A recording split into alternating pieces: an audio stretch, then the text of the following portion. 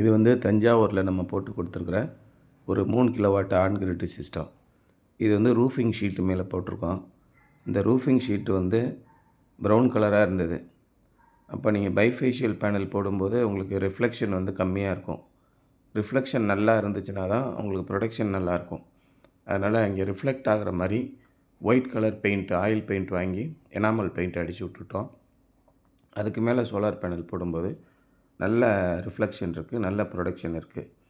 இது மாதிரி ஒரு சைட்லேயுமே நாங்கள் வந்து சைட்டு ஸ்பெசிஃபிக்காக என்ன இருக்கும், கஸ்டமருக்கு என்ன மாதிரி இருந்தால் நல்லாயிருக்கும் அப்படிங்கிற ஐடியாவில் தான் நான் எப்போயுமே சோலார் பேனல் அமைச்சு கொடுக்குறது.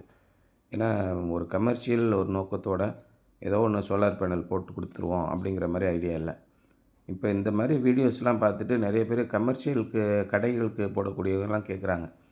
இன்றைக்கி இதெல்லாம் 2-3 கால்ஸ் வந்து என்ன பேசுகிறாங்கன்னா, இந்த ஹோம் ஸ்டே, அப்புறம் அந்த லேடிஸ் ஹாஸ்டல், அந்த மாதிரி அப்புறம் அந்த ஜென்ட்ஸ் ஹாஸ்டல், இது மாதிரி ஹாஸ்டலில் இருக்கிறவங்க, இந்த மாதிரி இருக்கிறவங்களுக்குலாம் எங்களுக்கு சோலார் பில்லு வந்து கம்மியாக வந்துச்சுன்னா தேவலமே அப்படின்னு யோசிக்கிறாங்க.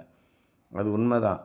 தமிழ்நாடை தவிர மற்ற மாநிலங்களில் இப்போ கேரளாலேயோ, கர்நாடகாலேயோ, ஆந்திராலேயோ, என் பாண்டிச்சேரியிலே கூட கடைகளுக்கும் நெட் மீட்டர் ஸ்கீம் இருக்குது. இப்போ தமிழ்நாட்டில் இருக்கிறது வந்து நெட் ஃபீட்-இன் டேரிஃப்னு பேர். கமர்ஷியலுக்கெலாம் வீட்டுக்கு மட்டும்தான் net feed in scheme, net meter scheme இருக்குது. இந்த நெட் மீட்டர் ஸ்கீம் இருக்கிறதால தான் உங்கள் வீட்டுக்கு நீங்கள் போடக்கூடிய சோலார்னால் எல்லாத்தையுமே கரண்ட்டு பில்லு ஃபுல்லாக கம்ப்ளீட்டாக ஜீரோ ஆக்கிடலாம். நெட்வொர்க் சார்ஜ் மட்டும் நீங்கள் கட்டணும். இப்போ இந்த வீடை பொறுத்த வரைக்கும் 3 கிலோவாட்டு போட்டிருக்கோம் அப்படின்னா 3 கிலோவாட்டுக்கு 300 ரூபா மட்டும் கரண்ட்டு பில் கட்டினா போதும். கரண்ட்டு கட்டானாலும் நம்ம எம்பிபிடி சிஸ்டத்தை வச்சு பவர் பேக்கப் கொடுத்துட்றோம். இதெல்லாம் இந்த நெட் மீட்டர் ஸ்கீமில் மட்டும்தான் செய்ய முடியும். கடைகளுக்கு வந்து நெட் ஃபீட்-இன் ஸ்கீம்னு கொடுத்துருக்காங்க. அந்த நெட் ஃபீட்-இன் ஸ்கீமில் என்னென்னா, பகல் நேரத்தில் உற்பத்தி பண்ணக்கூடிய சோலார் பவரை அப்படியே நீங்கள் டைரெக்டாக கன்சியூம் பண்ணிக்கணும். எக்ஸ்போர்ட் பண்ணிவிட்டு நைட்டு வந்து கன்சியூம் பண்ணுறேன் அப்படிங்கிறதெல்லாம் கிடையாது. ஈவினிங் 5 o'clock மேலே ஆயிடுச்சுனாலே ஃபுல் கன்சப்ஷன் ஈபியில் தான் இருக்கணும். ஏன்னா கிரிட்டு ஸ்டெபிலிட்டிக்காக அந்த மாதிரி பண்ணுறேன் அப்படின்னு சொல்லி சொல்கிறாங்க. ஆனால் மற்ற மாநிலங்களில் எல்லாம் அதுக்கு கிரிட் ஸ்டெபிலிட்டிக்கு வேறு ஏதோ பண்ணுறாங்க. பண்ணிவிட்டு அப்போ கடைகளுக்கும் நெட் மீட்டர் ஸ்கீம் கொடுத்துருக்காங்க.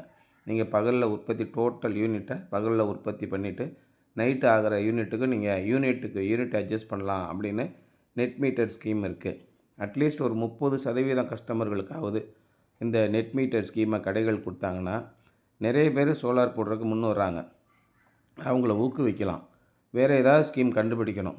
இப்போ இந்த கடைகளில் கமர்ஷியல் யூனிட் வாங்கிட்டு இருக்கிறவங்க இதெல்லாம் யோசனை பண்ணி நீங்கள் உங்களுடைய ரெப்ரசன்டேஷன் கொடுத்தீங்கன்னா ரொம்ப நல்லாயிருக்கும். ஏன்னா நம்ம வீடுகளுக்கு மட்டும் இப்போ போடும்போதே நிறைய பேர் இந்த சோலாரில் ஆர்வம் காட்டுறாங்க. ஏன்னா ஃபுல்லாக ஒரு 2 விஷயம். ஒன்று, மன திருப்தி. ஃபுல் அண்ட் ஃபுல்லாக நம்ம வீட்டுக்கு தேவையான எல்லா விதமான மின்சாரத்தையும் நம்மளாலேயே உற்பத்தி பண்ணிக்கிற முடியும். சமையல்லேருந்து போக்குவரத்துலேருந்து வீட்டுக்கு தேவையான அத்தனை செலவையும். சிம்பிளாக என்ன சொல்லுவாங்கன்னா, லைட்டிங் அண்ட் ரூம் கூலிங்னு சொல்லுவாங்க. ஒரு வீட்டுக்கு தேவையானது ஏசியோ ஃபேனோ எது இருந்தாலும் room cooling, lighting, full lighting எல்லாமே நீங்கள் சோலார் பவரில் இன்றைக்கி பண்ண முடியுங்கிற ஒரு பெரிய திருப்தி கிடைக்குது.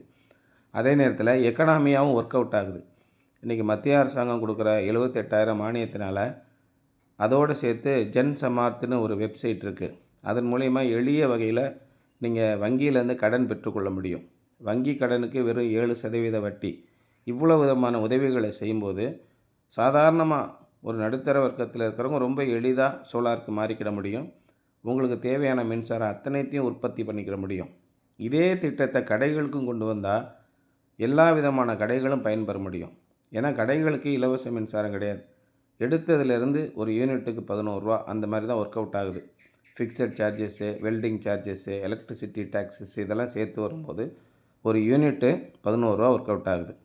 கடைகளுக்கு, சாதாரணமாக நடுத்தரமான கடைகளுக்கு மின்சாரத்தை உற்பத்தி பண்ணுறதுக்கு அனுமதி கொடுத்து அதை நெட் மீட்டர் ஸ்கீமில் கொண்டு வந்தாங்கன்னா வீடுகளை போலவே கடைகளுக்கும் பரவலாக போடலாம். மின்சாரத்தை கம்ப்ளீட்டாக நீங்கள் சோலார்லேயே உற்பத்தி பண்ணி கொடுக்குற அளவுக்கு கொண்டு வந்துடலாம்.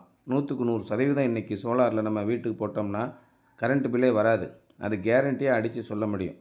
ஆனால் மென்ஸ் ஹாஸ்டலு, லேடிஸ் ஹாஸ்டலு, இந்த மாதிரி கெஸ்ட் ஹவுசஸ்ஸு, ஹோம் ஸ்டேஸு இதுக்கெலாம் வந்து இன்றைக்கி கமர்ஷியலாக நீங்கள் வந்து சோலார் போட்டிங்கன்னா ஃபெயிலியர் ஆகிடும். நிறைய வெண்டார்ஸ் என்ன பண்ணிடுறாங்க, நமக்கு ஒரு ஆர்டர் கிடைக்குதே அப்படின்னு சொல்லிட்டு சோலார் போட்டு வந்துடுறாங்க. 10 கிலோவாட்டு, 9 கிலோவாட்டு, 8 கிலோவாட்டுன்னு. மின்சாரம் குறையும். ஒரு நாளைக்கு 40 யூனிட்டு உங்களுக்கு வந்து ரூ. 10 மேனிக்கு ரூ. 400 குறையும். அப்போ மாத கடைசியில் பார்த்தீங்கன்னா 24,000 குறையும்னு சொல்லி சோலார் போட்டுடுறாங்க. கடைசியில் கஸ்டமருக்கும் வெண்டாருக்கும் பெரிய பிரச்சனையாகி தகராறாக போயிடும். ஏன்னா அந்த மாதிரி குறையவே குறையாது. நீங்கள் கமர்ஷியலுக்கு சோலார் போட்டிங்கன்னா உங்களுடைய ஃபிக்ஸட் சார்ஜஸ்ஸு ஒரு கிலோவாட்டுக்கு ரூ. 500 கூடும். 10 கிலோவாட் போட்டிங்கன்னா ஃபிக்ஸட் சார்ஜஸ்ஸே 5,000 கூடி போயிடும். சோலார் போடுறதுக்கு முன்னாடி ஃபிக்ஸட் சார்ஜ் இருக்காது. சோலார் போட்ட பின்னாடி ரூ. 5,000 ஃபிக்ஸட் சார்ஜ் கூடி போயிடும். அதனால் கமர்ஷியலுக்கு போடுறத விட வீட்டுக்கு போடுறது தான் இன்றைக்கி நல்ல உங்களுக்கு லாபகரமாக இருக்குது. வீட்டுக்கு போட்டிங்கன்னா 100க்கு 100% உங்களுக்கு பில்லே வராது. அந்த மாதிரி வரும்போது லாபகரமாக இருக்கும். உங்கள் பில்லு சுத்தமாக கம்மியாகிறதுனால அந்த தொகை முழுமையாக மிச்சமாயிடும். 3 வருஷத்தில் முதலீட்டு எடுத்துடலாம்.